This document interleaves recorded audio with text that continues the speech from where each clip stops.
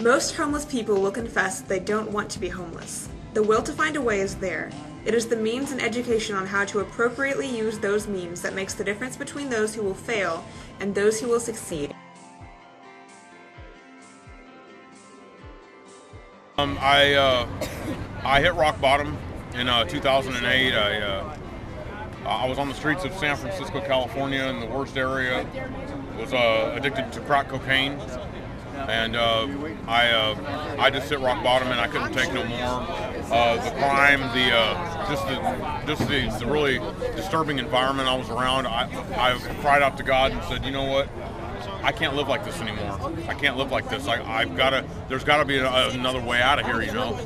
So something told me to go downstairs where I was living and make a phone call to my father. And so I talked to him and told him, you know, hey, you know, I need to move back home. I can't afford to live up here, and I just can't take it anymore. And my father talked to my stepmom, and he called me back and said, I'm coming up to get you. And yeah, so make sure you have all your stuff back. And then I went home and dried out for about 2 months, and then I went into a Teen Challenge, it's a Christian discipleship program in Sacramento Valley. I did 7.5 months in that program, and I gave my heart to the Lord, got baptized in the Holy Spirit in July of 2008, and everything's been looking up since. And now I moved from California. I've got my own apartment now. I've got 2 jobs that I'm working. I've got a car now. I mean, God has given me my life back, and I'm so happy to be sober and clean. And I give all my praises and glory to the King of Kings and the Lord of Lords. Thank you. But I mean, since I've been out of jail, which was on the 24th of last month, I've already I start school on May 23rd at Ivy Tech. I started Chipotle's down there on Kirkwood.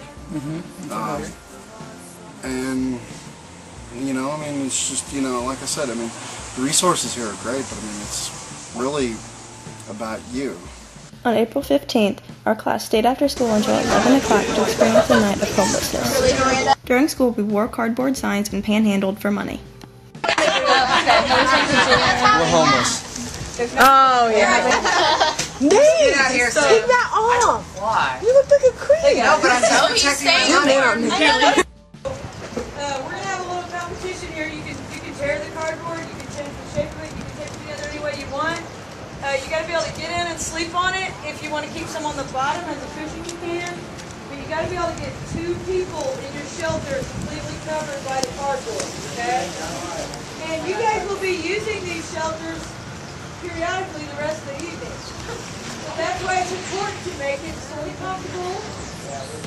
You know, like don't get 2 people down on the ground and throw a piece of cardboard at the top of them. That would kind of be a drag, all right? First job So it is now 4 o'clock, and I'm going to start my stopwatch. All right? And then at 4:15, all the boxes stop. Okay. All right, you guys ready? That's good. All right, go. This week. If we pull that enough, we can have a diagonal, we can have a place.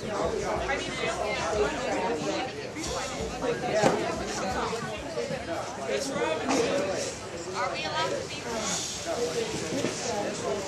What? Have that higher.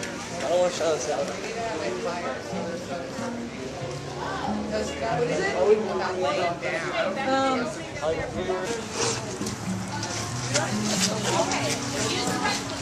Big enough.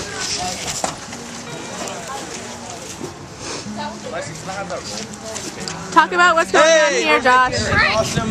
I'm going to triple-sided, kind of more like 2-sided figure here where you can call in this. Right here, it's a luxury home. It's going to go for about 40 cents.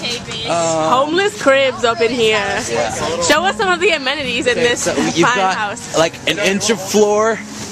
You know, duct tape holding it to the wall. Nice. What kind of thing is that? Truck? Oh, I hear that cardboard is nice. It is, you know. Here, let me borrow your knife. I am glad you guys found time to pimp this thing out in such a short amount of time. Thanks so much for your time. Awesome, yeah, no problem. After building cardboard boxes, we had a food auction with the money we earned throughout the day. Our class also dumpster dove through clean trash for candy to feel what it'd be like to be a real homeless person. After it got dark, we all separated to lay down for a half an hour on the cold cement. We each wrote reflections on what we had learned throughout the evening. In spite of these circumstances, I have now seen but a fraction of the homeless experience. This night has been meaningful, I shall admit. To stay in the cold for hours, receive a taste of hunger, and fight for even the most basic pleasures, such as food and sleep, has been a moving lesson. However, a true understanding of these victims would require not love, but a full entry into their plight. All of my peers at the conclusion of this night will return to the warmth and security deemed theirs. A loving home awaits them all, and it is from that prospect so hopeful that we have approached our task with a sense of happiness. Even still, the deep heart-wrenching pains of this life remain unknown, and in the end we shall never grow familiar with destitution. Along with Midwest, we also visited Gleaners, another food bank on the south side of Indianapolis. They store and distribute food among charities in 21 Indiana counties.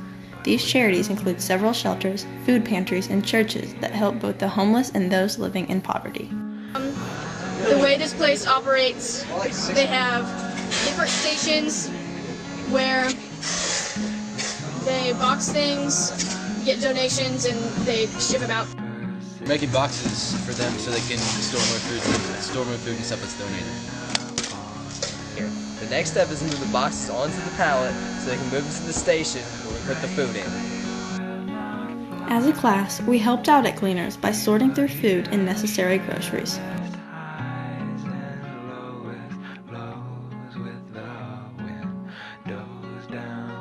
It was then separated by genre and placed into bins to distribute among the Indiana charities. After panhandling all day during school, our class collectively gathered $457. During Cardboard City, we also had a canned food drive where we were brought about 100 cans.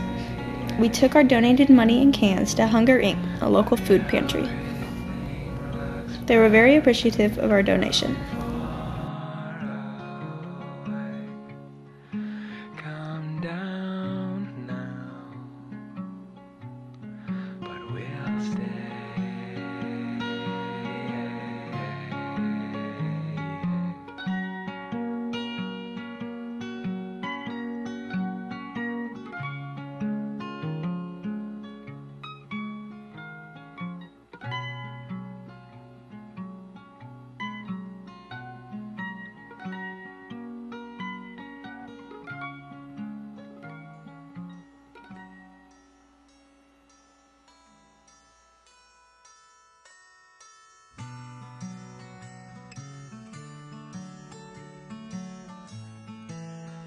We gave away $7.4 million worth of food.